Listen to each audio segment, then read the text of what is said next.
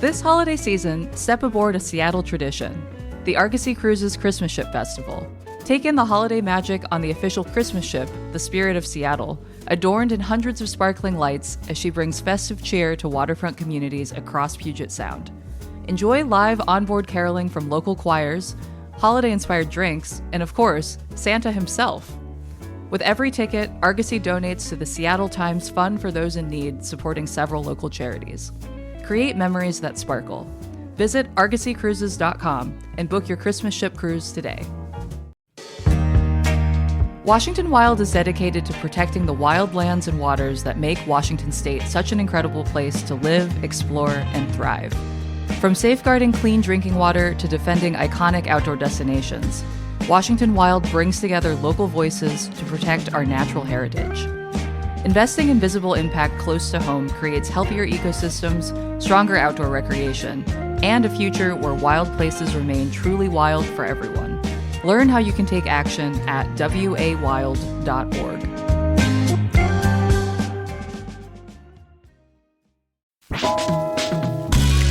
This is CityCast Seattle. I'm Jane C. Hu, and here's what Seattle's talking about.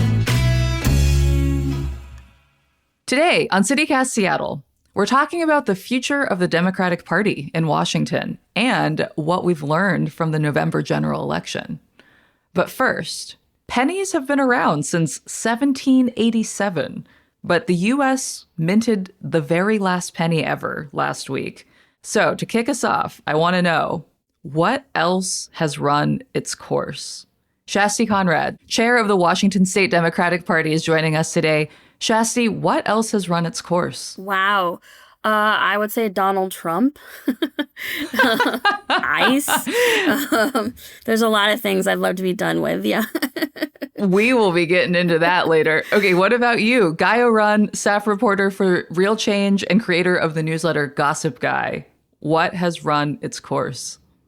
I think burnt Starbucks coffee. Ooh, spicy take. Okay, and we'll be getting to more Starbucks as well. We know Seattle is a blue city. I want to know, just for starters, Shasti, as chair of the Washington Dems, what is the relationship between Washington State Dems and Seattle politics? Well, I mean, our office is in downtown Seattle. Many of our staff live in Seattle. So, obviously it's something that we all take a lot of pride in and want to make sure that we're building the strongest city possible.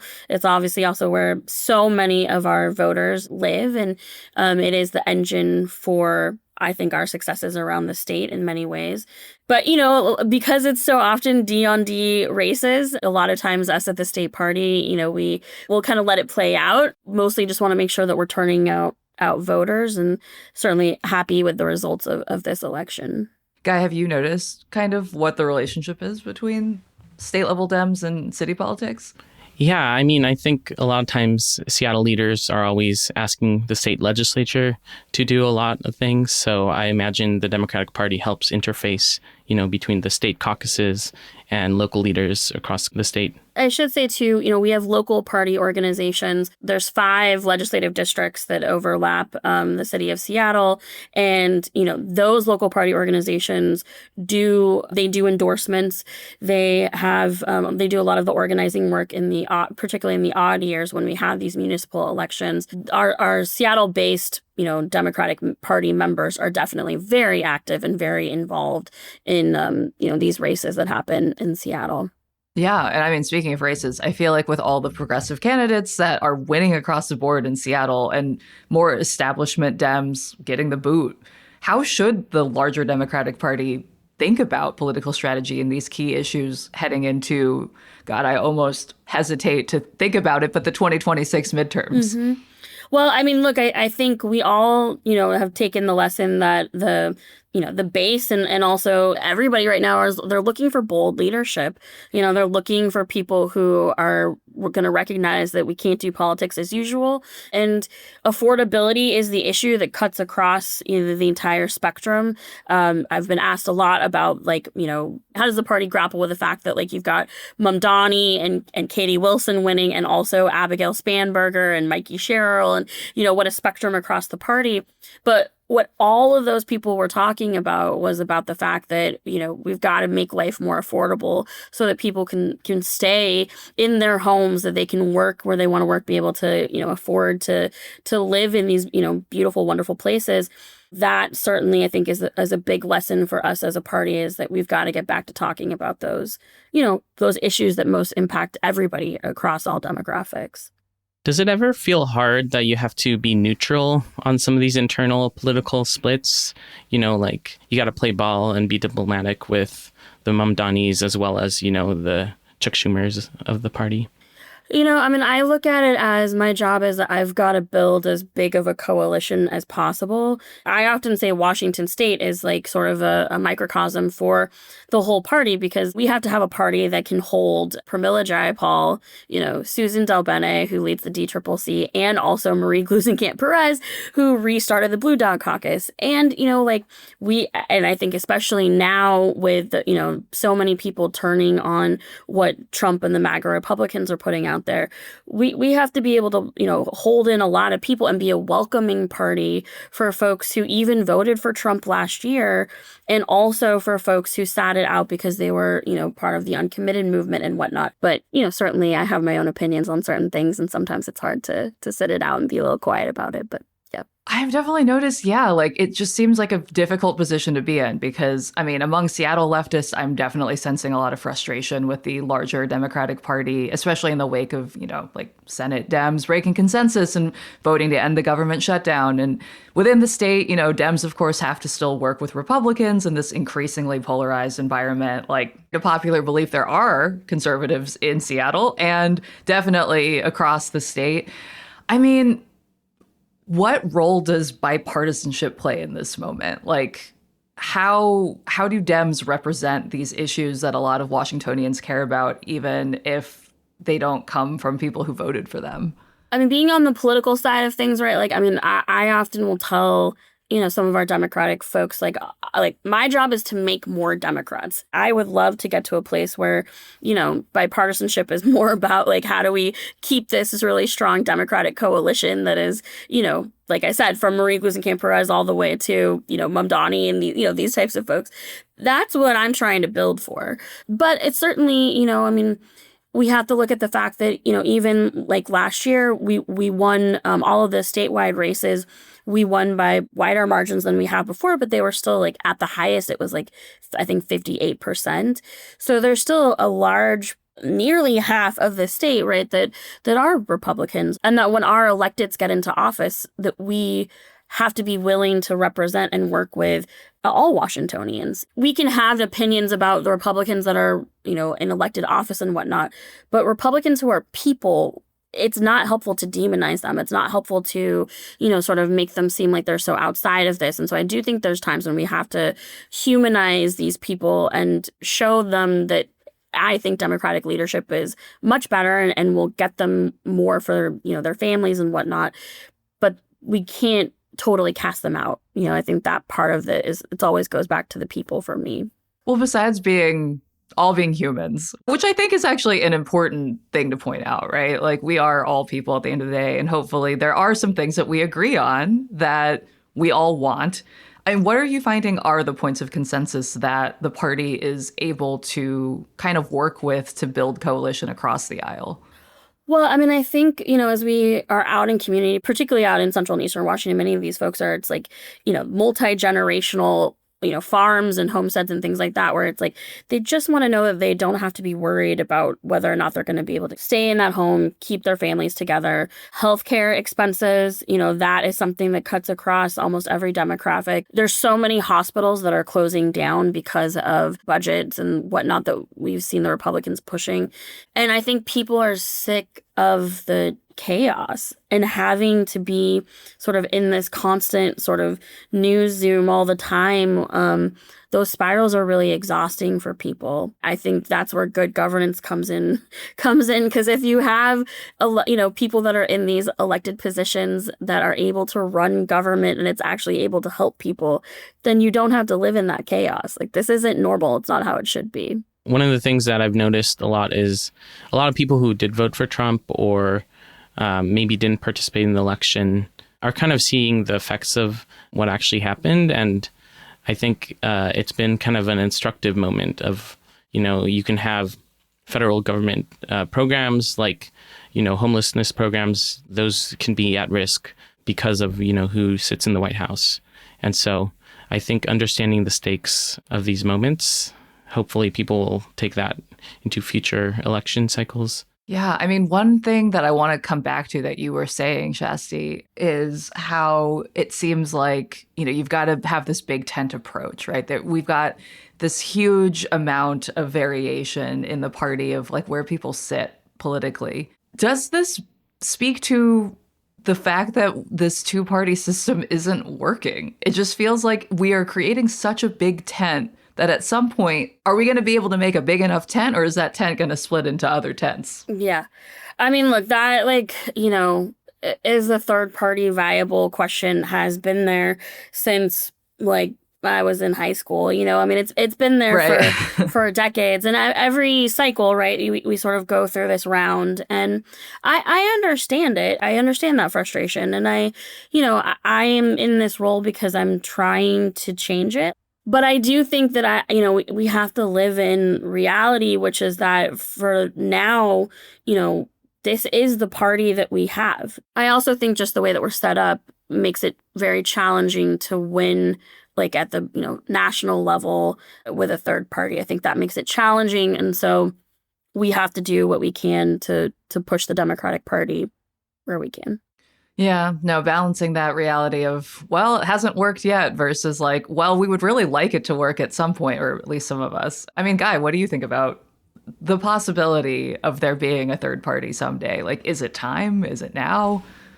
I mean, I think Washington state legislator could explore proportional representation, and that would, make a third party viable. Say more about that. That's when the amount of votes per party aligns to how many seats you win. So a lot of other countries have that. Mm-hmm. But I imagine that might not be in the best Democratic Party's interest, because then you might have more conservative party or more leftist party kind of undercut some of the votes. I don't know. Do you have any thoughts about proportional representation, Shasti? Well, I'd say, it's those of us who kind of live out here in the western part of the state, right? We think about these proportional representation a lot of times of a further left progressive candidates being able to get more power. But in the other parts of the state, that sometimes actually means that you're going to strengthen and embolden the Republican Party. My own views have sometimes changed around some of this stuff as I have traveled more outside of just the Seattle area to see that it has sometimes this sort of downstream impacts that actually sometimes makes it harder for some of our folks to be able to build power in these other places around the state. But I think we are in a moment where we need new bold ideas, and I would never say don't do it. Yeah. Okay. Well, speaking of bold new ideas, let's take a quick break. When we come back, let's talk about some of those.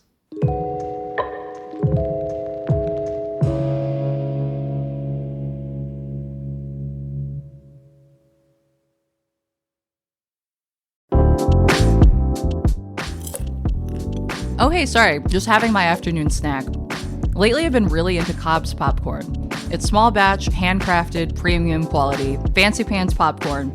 Their kitchen only produces 60 gallons a day, and it's popped fresh daily. So when it's gone, it's gone. The flavors are really good. They've got kettle corn, vanilla salted caramel, and brown butter from family recipes. It's made in Seattle, and locals and visitors alike will love it. I had a friend visiting from out of town, and she raved about how good it was. It's probably because they use real butter. Stop by their shop at Pike Place if you need your popcorn fix, a gift for a friend, or snacks for an event. Plus, they're right here in Seattle. You can go visit their shop at Pike Place if you need your popcorn fix, or if you need a gift for a friend or snacks for an event. They'll even give you a discount if you show them your Washington ID. Go visit the Cobb's Popcorn Shop at 1500 Western Ave near the market. Go pop in soon.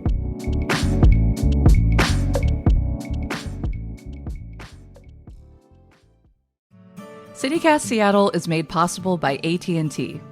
America's first network is also its fastest and most reliable. Based on RootMetrics' United States Root Score Report, 1H 2025. Tested with best commercially available smartphones on 3 national mobile networks across all available network types. Your experiences may vary. Root Metrics rankings are not an endorsement of AT&T. When you compare, there's no comparison. AT&T. Over the course of the last few elections, I feel like one of the things that keeps coming up is the sheer volume of fundraising texts from the Dems. It's become kind of a joke. I feel like it's like, please, like, could we have $5 for this one candidate? I'm curious because I feel like in Seattle, we're doing something different, right? We've got democracy vouchers. And in this last campaign, it seems like that has drummed up a lot of support for candidates that maybe don't have as much establishment funding, like Katie Wilson. Could this be applied at a state level? And do we want to see that? Well, first of all, let me just say that all those text messages are not just coming from the Democratic Party. Most of them, No, that's fair. Most of them are scam packs, and I get them too, and I hate them and delete them immediately as well. So, I'll take some of the blame, but not all of it. I do think the Democracy Voucher Program has overwhelmingly shown like that it has been very popular, and it has, I think, broken up some of that like long needed campaign finance reform. You know, we need to look at how that could work statewide. I don't know if there are any states that are doing that. I know certainly of a number of cities around the country that are doing democracy voucher programs, but I think it is an interesting idea to explore and see how it impacts different types of candidates that are getting support. We know that it helps in, especially first-time candidates, younger candidates, women candidates, people of color candidates. Like it really is making a difference to help sort of shake up that sort of traditional, mainstream, often kind of white male-dominated spaces where those candidates, they've been able to build fundraising lists over decades. That makes it much harder to challenge. Yeah, I mean, I think the idea is like, well, I've got this free money. I might as well spend it. Yeah, right. One thing I feel like people don't know about is that the state legislature is a part-time job. So you got to be like independently wealthy to even do that job because it pays like $50K a year. And you're commuting to Olympia, you have to get an apartment there. And $50K? Something like that, maybe a little more now with inflation. Speaking of affordability, man, yeah, it's like you would hope that people in office are like, we are invested in this personally also. And actually, the wild thing is like Washington is one of the better paid state legislatures, and they're not treated like full-time real jobs that folks like should be fully invested in, which you're right, Guy, then it sort of leads to who's able to do these jobs. And so I do think that is a push of needing to update it. Yeah. Continuing on the affordability beat, another thing that's going on in town right now is Starbucks workers have been on strike, not just in Seattle, of course, but across the country. And more workers are unionizing. They're finding power in collective organizing. And I mean, I know here in Seattle, there's even been an initial planning meeting for a general strike. Guy, I know you were on the ground at the picket line this week. Like, what are you hearing from people on the ground about what they want to see from their leaders and like what role that our state leaders might have in supporting what they're doing? I was on Tuesday at the U District Starbucks, and baristas have been on strike for, at this point, a week. And they're really fed up. They've been unionizing almost 4 years, bargaining a contract, and they're just asking for better conditions. So solving some of the understaffing issues, as well as like a pay raise so they can afford to stay here. And one of the things that struck me was they were saying that Starbucks' CEO, Brian Nichols, gets paid more money, something like $80-something million than what they're even asking for. Ooh. I mean, and some of the stores that have tried to unionize have been shut down as well, right? Yeah, there's been a lot of very prolific tactics. Starbucks has employed union-busting law firms to contest every single union election. They've fired union organizers illegally. They've closed stores like the Roastery, and the Roastery had a big union. There's definitely some shady things going on. What was interesting seeing was last week, Katie Wilson went to the picket line and spoke. That's right, right support. after she gave her acceptance speech, essentially. Yeah, and it's really interesting to see someone like her use her bully pulpit to support workers. And I think it is, a pretty big step. The mayor of Seattle is usually supposed to be, close to establishment, close to big players in the city like Starbucks. And so I think it definitely rankled some feathers and made a mark, that, hey, like someone with this notability will actually call out Starbucks. Yeah, I've seen some interesting posts from business owners who are unhappy with Wilson taking a side on that. I think it's going to be an interesting 4 years to see that approach, because you've got these workers who are your constituents. You've also got these businesses that are in your constituency. I mean, how are Dems handling that? How should they be handling that? Well, I mean, I always say that like our biggest progressive wins of the last couple of years have been union wins. They've been labor wins. And so, I think always we need to be standing with our workers. And Starbucks is so known for being a Seattle, business, like global Seattle business. It is a big moment, but I loved it. I thought it was great that was like basically the first thing that Katie did as the mayor-elect. And I think we can have these pushes and these conversations around, making sure that we are raising wages, that we are putting workers at the center of our work, that we are not crossing picket lines, and also uplift that it's important to buy from small businesses, to invest in the businesses that we do have here in Seattle, and that's actually not at odds. And we just have to make sure that we are sort of saying the extra lines around like, no, we want businesses to succeed here in Seattle, and we are supportive. And we also even want Starbucks to succeed if it's going to treat its workers' rights. Like that is where we've got to hold these folks accountable. It's not that we're trying to destroy business here. It's just that we want you to do what is right and make sure that the profits are being distributed fairly to the workers. Yeah, I mean, we know ICE raids have been national news for months. Close to home, this has affected dozens of Washingtonians. And this week, a 9-year-old citizen and his immigrant mother were detained by ICE after going to an appointment in Tukwila. Some activist groups have said that they have since been moved to an undisclosed location. How should Dems be thinking about and working towards protecting residents of our state as well with all of this federal encroachment? Yeah. I mean, it's been horrific. This whole year we have seen, story after story of ICE, kidnapping people, and it's hit close to home, here, and it's been awful. I have been moved by what I've seen in the trainings that are happening out in North Carolina. There's been these like protector trainings about really training local people and like community organizations, people that are through the churches, to learn how to stand up for people, how to protect them from ICE. I've heard a lot of sort of underground community organizing that people have been doing, where they, a friend was a part of a sort of quiet signal group that was like, if, we will let you know if we see ICE in the neighborhood.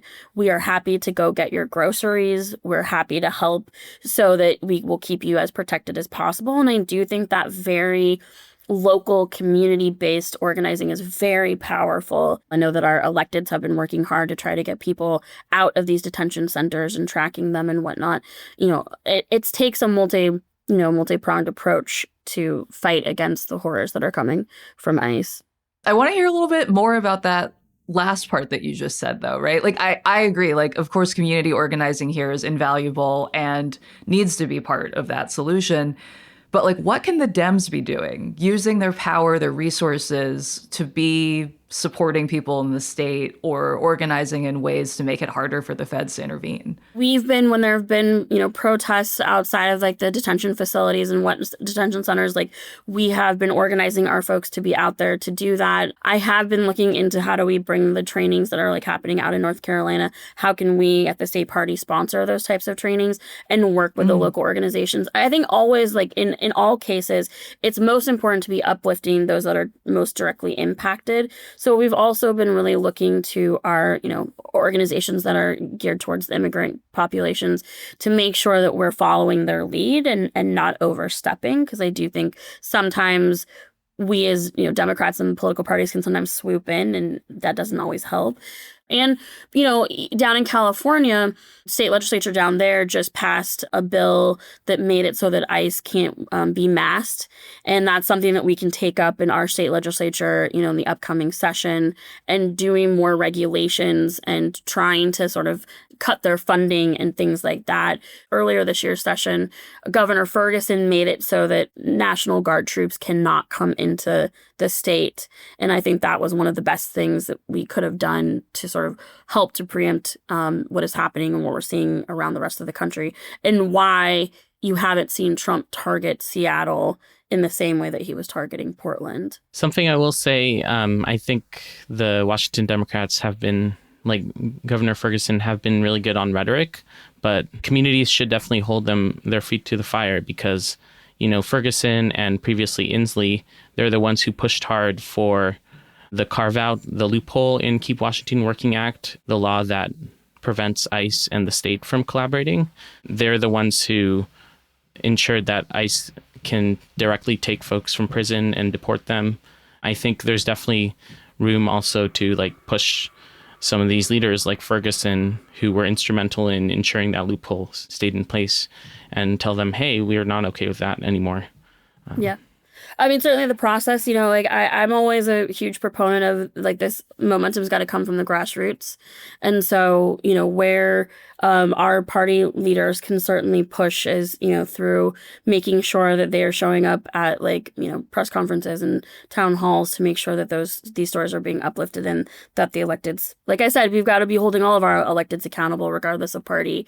I hear you on all of that. I mean, look, I had my own experience. I was traveling back from Japan in September and got my passports taken and got detained, was escorted to a back room where there were signs that said there are no cameras back here. I was screamed at by a 23-year-old ICE agent. They asked me over and over why I was traveling alone, who did I work for, what was my business. And it was, all in all, it lasted 10 minutes. But in that moment, I felt the absolute powerlessness, where I was completely at their whims. And I definitely had a moment where I was like, it's over. I'm getting detained. I'm getting deported. And luckily, a more senior agent intervened and was like, get out of here. This is not safe. Get out of here. But, even with all the privileges in the world that I have, in that moment, I'm just a brown woman that, was born in a different country and is a U.S. citizen, but that didn't matter in that moment when they profiled me. So I hear you. Shasti, I'm really sorry to hear that happen to you. I did also want to ask more about identity and how that plays into politics of this moment. Let's do that after we take a quick break.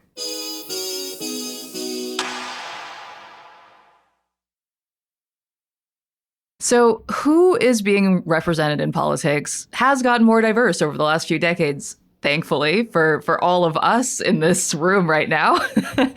So Shasti, I believe you were the first South Asian woman to serve as chair of a state party. And I believe you were also the youngest when you took that position in 2023. Is that right? Yes, I am the youngest chair of the Washington State Democrats and the first woman of color. And then, the first South Asian woman to lead a state party for either party in the entire country. Hey, love that. I do feel like identity is just unavoidable in politics right now. And it's becoming increasingly visible as there are more ways for people to engage with their elected officials and, candidates running for those positions. You see them on social media. People will dig up people's old posts. So we actually got a mailbag question from one of our listeners named Cyan, who's from the Central District. And I wanted us to talk about it because I think it's a really great and interesting question. So she says, something that my friends and I are talking about is Katie Wilson's style. It seems like so much is asked of women leaders versus men, which is not fair. But style and fashion do say a lot about who we are as a person, what we care about, how much income we have, and who we keep in our company. Curious what you all think of that. What does Wilson's style signal to you all? Is it even fair game to talk about? I've never heard anyone really talk about Harold's style, but if we're talking about it, let's talk about it. What do you guys think? I feel like it revealed so much on how much internalized classism we all have, that we expect leaders to dress up well and have nice clothes, and how gendered those expectations are as well. Because men just need to put on a suit, but women have to like craft like an elaborate outfit every day. Yeah, I mean, I think one of the first encounters I ever had with Katie Wilson's campaign was a TikTok video she made about how she didn't feel like she had much style, but she had gone to Goodwill with a friend to pick out some clothes. I don't know, Shasti, what do you think about all this? It is frustrating because I definitely think that you're right. I think that women get judged for everything more than most men. I think about that photo I remember from a couple of years ago where like Beyonce and Ed Sheeran were standing next to each other, and Beyonce was in like a full like gown and Ed Sheeran was like in a ratty t-shirt and like jeans, and like how often, like it just, you get judged for all these silly things. And I love that Katie has just been willing to just be herself, like she's not like out there like, oh no, to run for office, it means I've got to change, these sort of core parts of myself, or I've got to like present in this whole new different way in order to be taken seriously or to be palatable to voters. I remember when I came into this job as state party chair, which is, it's like just state party chair, but people being like, well, we got to take you shopping, Shasti. You got to really scale up because otherwise, you're already young, you're already, a brown woman, you're already all these other things that are going to count against you. But now we've got to make sure that you're dressing the part because no one will take you seriously.